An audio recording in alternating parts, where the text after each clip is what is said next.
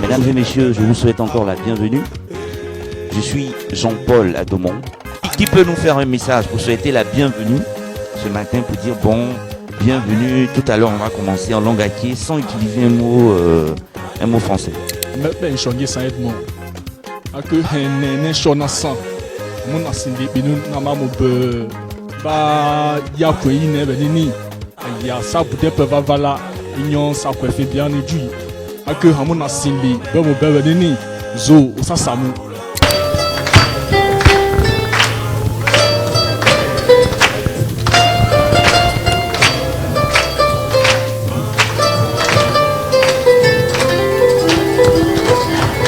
Un panel qui se fera en 3 phases, comme je l'ai dit, avec 3 thématiques différentes: la santé, l'éducation et la recherche de financement. Avant qu'on ait découvert ensemble nos différents experts qui tout à l'heure vont nous édifier sur ces différents thèmes, je vais vous demander d'acclamer et de recevoir ici le président de la mutuelle de développement de BDP, Ivan Serge Sega. La mutuelle, l'équipe présente, dont je suis le président.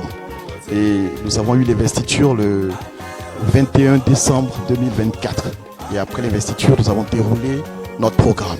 Il était important pour nous de faire une assemblée générale extraordinaire au cours de laquelle, évidemment, tous les BDPéens unis ont donc fait le toilettage des textes. Et aujourd'hui, pour certains, je pense qu'ils ont dans leur carte de membre les textes, les statuts et règlements intérieurs qui définissent un peu l'orientation que nous voulons donner à notre mutuelle.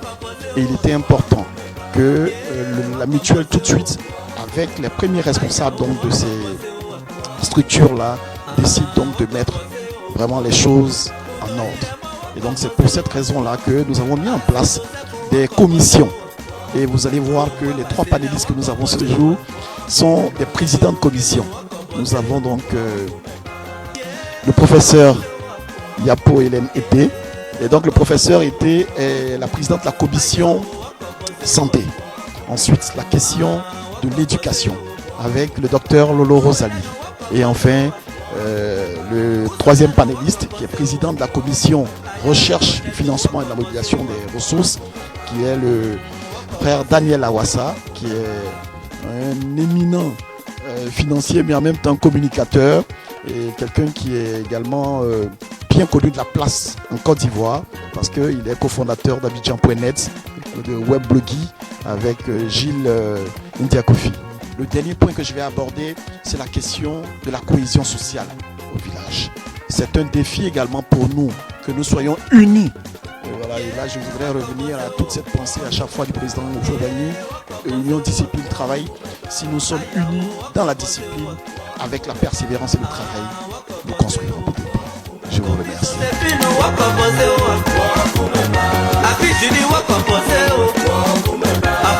Le challenge, comme on l'a dit, pour la mutuelle aujourd'hui en matière de santé, ce serait d'asseoir les bases d'un mécanisme de santé communautaire durable.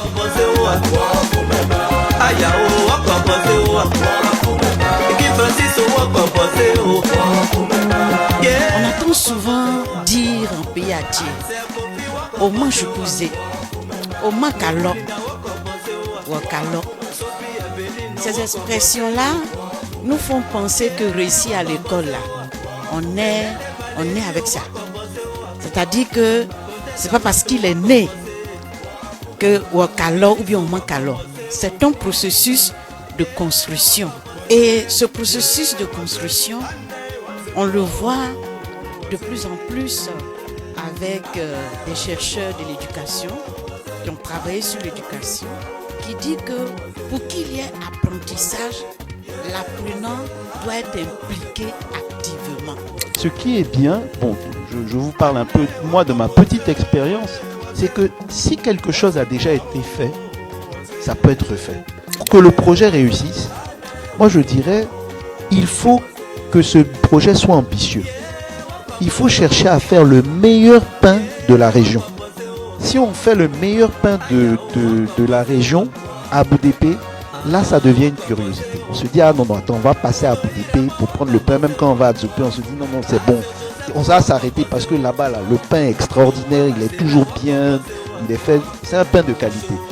Lorsqu'on s'investit, il faut trouver quelle est la valeur ajoutée qui rend en fait le projet intéressant au niveau de l'investisseur et puis après dans la communication.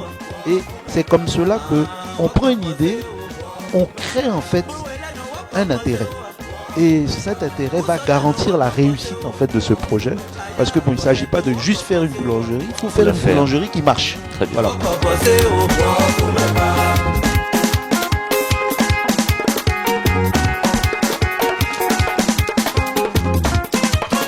En tout cas, dire merci à cette belle communauté, surtout les anciens.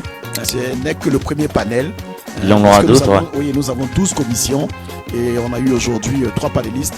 Il y en aura encore. Et nous vous invitons déjà pour le mois d'août où il y aura le festival avec la commission voilà, tourisme, culture et sport. Mais je voudrais terminer par cette pensée-là de Antoine de Saint-Exupéry. On n'hérite pas de la terre de nos parents, mais on l'emprunte à nos enfants.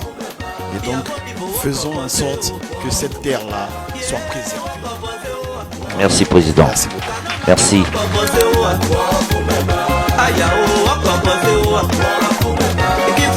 J'ai été vraiment impressionné par tout ce qui a été fait.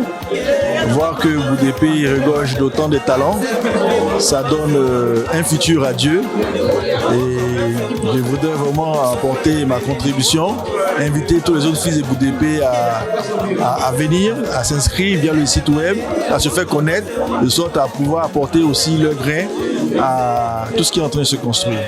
Je suis très heureux puisqu'il s'agit de mon village. Et c'est moi, je suis le numéro 1 de ce village. Il faut qu'il y ait un épanouissement au sein du village, de la population, et que le village du Boudépé soit toujours dans son même élan d'antan. Très heureux et très aimé. Les échanges ont été fructueux, les contributions des panélistes ont permis de mettre en valeur les priorités et puis la volonté de la MUDEB. Le président a une belle vision et on pense que son leadership va permettre une transformation rapide. C'est un homme d'action. Il a réussi à fédérer autour de lui une belle équipe et on espère pouvoir contribuer au développement de notre village et apporter des solutions concrètes aux besoins de nos populations.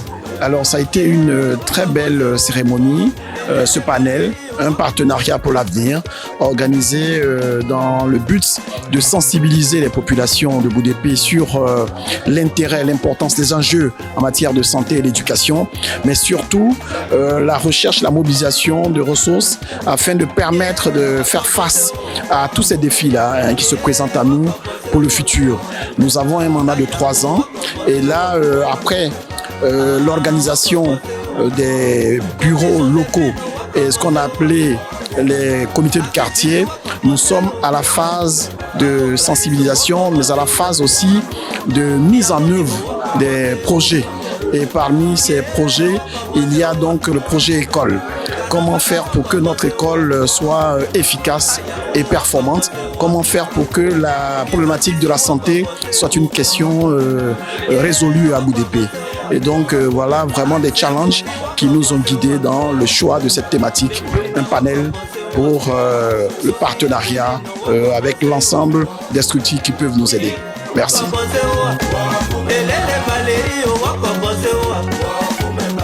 Charlotte,